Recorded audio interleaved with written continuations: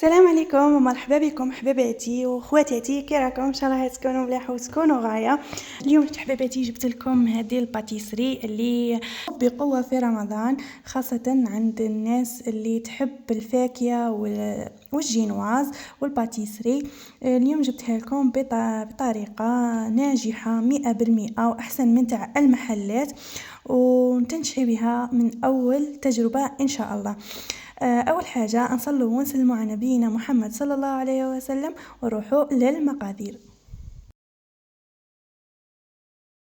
بسم الله نبداو. عندي ربع حبات تاع بيض بدرجة حرارة المطبخ، واللي كان بايت في الفريجيدير جبتيه حبيبتي وديريه في كسرونة تكون ماء دافئ، حطيها وخليه 30 ثانية البيض تاعك، ومن بعد خدمي به عادي. السر لازم يكون البيض كما نقولوا بدرجة حرارة المطبخ باش يطلع لنا فاسيلمون بسرعة. وتاني عندي مغرف فانيليا وربع مغارف سكر وربع مغارف فرينة، حاجة سهلة ما فيهاش بزاف صوالح. ان شاء الله تتبعي معايا وتنجح لك بإذن الله. وفي بول تاع بيتخا ولا بول عادي ديري ربع حبات بيض، ديري قرصان ملح والفانيليا، مغرف صغيرة من الفانيليا، وديريهم يطلعوا على فيتاس متوسط، مشي عالي جدا، هكا باش تطلع لنا غير درجه درجه هكا باش ما تهودش معاكم عفوا. كما راكم تشوفوا. ومن بعد ما تشوفوا تشكل معانا واحد الخليط رغوي خفيف، نبداو نديرو في السكر.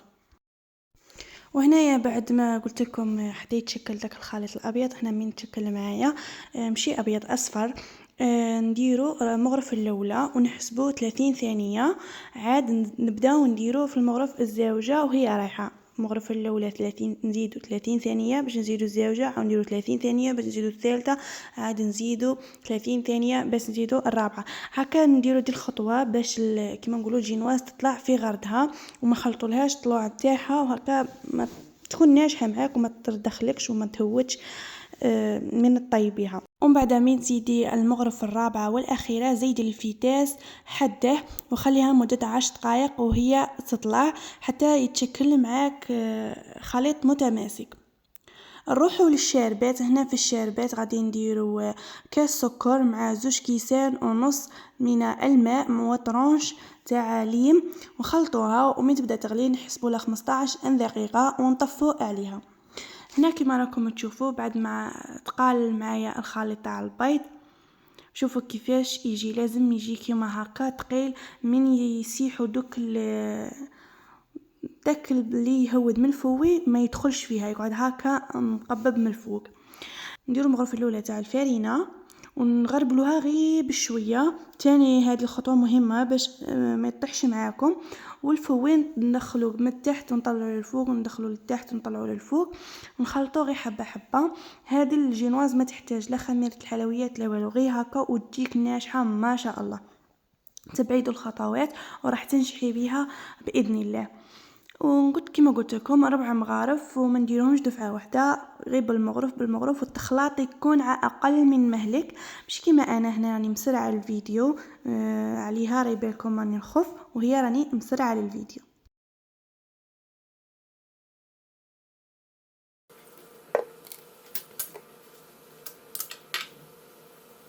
وهنا جبت المول تاعي اللي كنت دهنته الاولى بالزبده، ومن فوق زدت عليه البابي كويسون باش تلصق لنا ومتغلبناش، ودهنت البابي كويسون بالزيت، ونفرغ عليها الخليط نتاعي اللي هو الجينواز، ونخلطو غير نهودو غير بشويه. الجينواز تتقلش ساع فيها وقلشيها، هذه اللي نقولها لك، غير بشويه.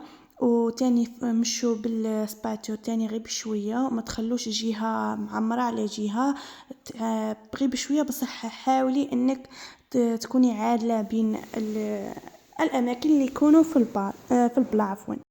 ودائما قبل ما تبداي بالجينواز تاعك تكوني شعل الفرن ومسخناته. انا هنا عندي الفرن الرياحه، شعلته من تحت ومن الفوق ودرت الرياحه هكا توزع الحراره، تكون شعلته على 180 درجه.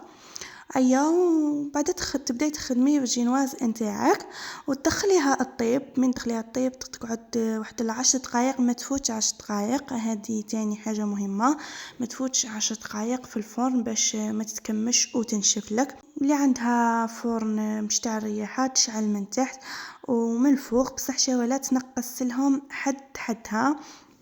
هذا اللي نقوله لك اختي، وان شاء الله تنجح معك الوصفه. ادروك نروحو للكريمه. عندي كاس شونتي مع نص كاس ماء. انا اختاريت هنا ندير الماء في بلاصه الحليب لخاطرش الماء يطول مش كيما الحليب يفسد معانا، وخاصه اصحاب المشاريع اللي تبغي ديري دي الوصفه تكون مشروعك. ديري الماء في بلاصه الحليب هكا باش تطول معاك وما تفسدش معاك الكريمه نتاعك. ونولو قلت لك درنا كاس شانتي مع نصف كاس ماء، نطلعوهم الماء يكون بارد جدا ونطلعوهم مدة 10 دقائق. كيف بالبيتخا 10 دقائق بالباتير كذلك 10 دقائق. وبعد ما طابت الجينواز تاعي شوفوا كيفاش جات عاليه وجات ما شاء الله، وتكون كيما هذا تاخذ هذا اللون. هنا خدت معي 10 دقائق فقط في الفرن. وهنايا نقلعوها من المول كما راكم تشوفوا، ونجيبوا بابي كويسون نحطوه فوقها فوق الوجه نتاعها ونقلبوها ونقلعوا البابي كويسون اللي من تحت. ومن بعد نجيبوا ابلا تاني نقلبوها. هنايا ديك الطبقه الفوقانيه تبغوا تقلعوها تبغوا ما تقلعوها. شوفوا هنا كديروا فوقها بابي كويسون كيفاه تنقلع معاكم. انا لا ما نقلعهاش نورمال، ما بصح كيما اصحاب المشاريع يبغوا يتقنوا الباتيسري تاعهم يقلعوها. نشوفوا كيفاش جات خفيفه وتططوا نورمال عادي ناجحه 100%. تنجمي هذه تاني نديريها رولي تاع باتيسري تاني تجيك ناجحه. ونخلوها تبرد تماما، ما نخدموهاش تمتم. تقدري تخليها تبات او تبرد تماما باش نروحو نقطعوها ونبداو نخدمو ونشكلو فيها. هنايا عندي مول تاع الاسطوري، هنا المول الاسطوري اللي راه داير حاله. انا اليوم بغيت نجربها معاكم. هنا تقطعيها كيما هكا باش يجيك مفيني، الخدمه تجيك مفينيه. نقطع زوج ونعاود نفوت عليها بالخدمي او السكين يكون حاد هكا باش من تجي تجبديها ما تقطعش معاك وتخسر لكش الشكل.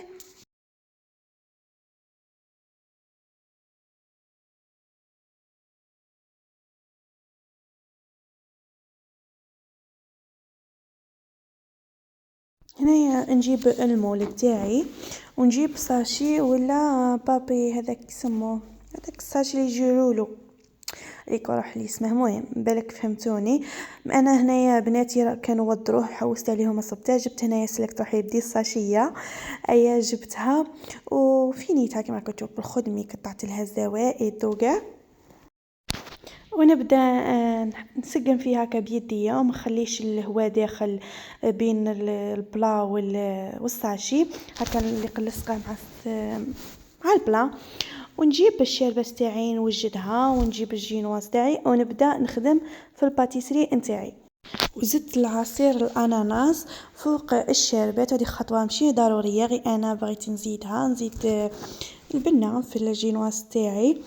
وهاي الجينواز تاعي نديرو الطبقه الاولى نفرشوها ندخلوها هكا كيما تشوفوا نعدلوها ونزيدو نشمخوها غايه بالشربات اللي قد تخلطت معاها الجي. تقدري انتي ما تخلطيش معاها غير الشربات تكفي وتوفي. شاولاد لازم تديري معاها طرونش تاع الليم باش تنقص من الحلاوه تاع الشربات، ولازم تشمخيها غايه الغايه. ومن تقعدي تشمخي فيها حطي صباعك عليها من تشوفي داك الشربات طلعت عارفه بلي راهي مشربه غايه حبسي عليها. انا هنايا ديت لي نص كاس تاع الشربات ونزيدو الكريمه نديرو طبقه مليحه من الكريمه ونعدلوها نمسحو كما راكم تشوفوا غير بشويه. خواتاتي، بغيت نقول لكم حاجه.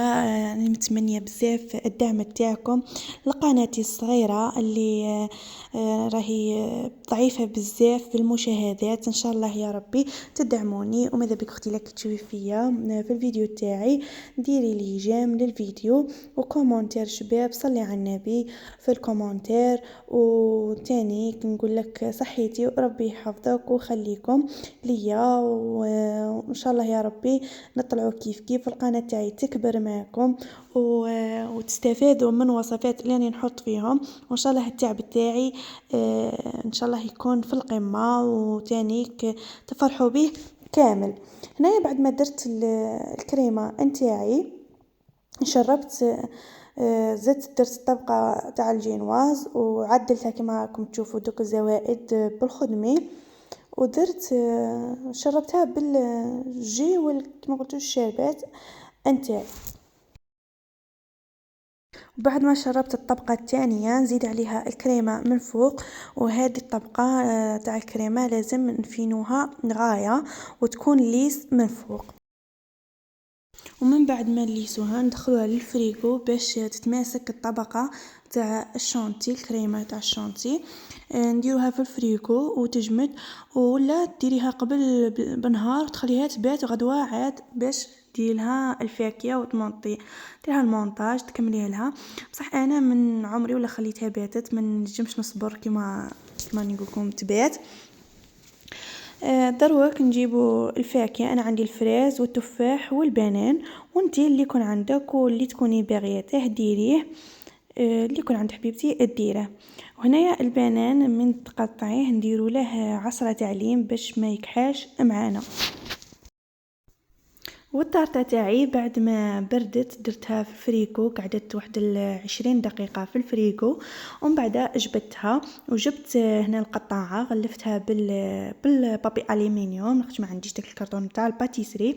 انا شوف هذيك الساشي اللي كنت دايرتها جبتها ورفدت بها الطارطه تاعي وخرجتها من تحت. سهله تخرجيها عادي ما تغبنكش، وإلا خسرت لك شويه تعاودي تكمليها بالكومباكت كيما راكم تشوفوا. وهنايا قطعت كما قلت لكم، شفتوا كيفاه قطعت الفاكهه. من الاحسن انك تقطعيها ما تخليهاش دوائر هكا باش تساعدك في الاكل وتساعدك تاني من تقطعي الباتيسري نتاعك. درت التفاح ودرت البنان ودرت الفريز. هنايا جبت لاجولي. بعد ما درت الفاكهه جبت لاجولي. انا خدمتها في الدار حتى نشارك معاكم. كتبوا لي في التعليقات اذا نشارك معاكم كيفاه خدمت لاجولي غير في الدار، وجايه بريونز تبريي وجايه ترونسبارون، جايه بزاف شابه خير من اللي تنباع في المحلات. هنايا درت كما راكم تشوفوا. بقات لي الفاكهه اللي درتها ما احتاجت ليش مول اسطوري. انا يعجبني في حاجه انه كيدير لك كونتيتي قليله ويساعدك بالبزاف. وهنايا بعد ما كملتها نديروها في الفريجيدير ونخلوها واحد الساعه او 2 سوايع باش نقدموها. هنايا بعد ما فاتت عليها 2 سوايع قدمتها، جات بزاف بنينه. وانا تجيني خير من تاع تاع المحلات عفوا. يديروا فيهم محسنات وبزاف مضره للصحه. هذا انا عارفين بلي السكر في السكر، بصح تكون مخدومه في دارك نقيه. تعرفين انتي درتي فيها وش ما درتيش فيها، وش كيما شتو غير ب4 حبات بيض وشونتي وفانيله وسكر، هذا مكان. والفاكهه تبقى اختياري كما تبغي انتي. حاجه اللي ديري لا بغى نوع واحد، لا حاجه اللي تكون عندك ديريها. وما عليا غير نقولكم بالصحه والراحه وشهيتكم في الجنه. ونقولكم حبيباتي متتبعاتي ما تنساوش الضغط على الجيم ودعم ليا ودعوه الخير كذلك. والى اللقاء الى وصفه قادمه ان شاء الله ورمضان كريم.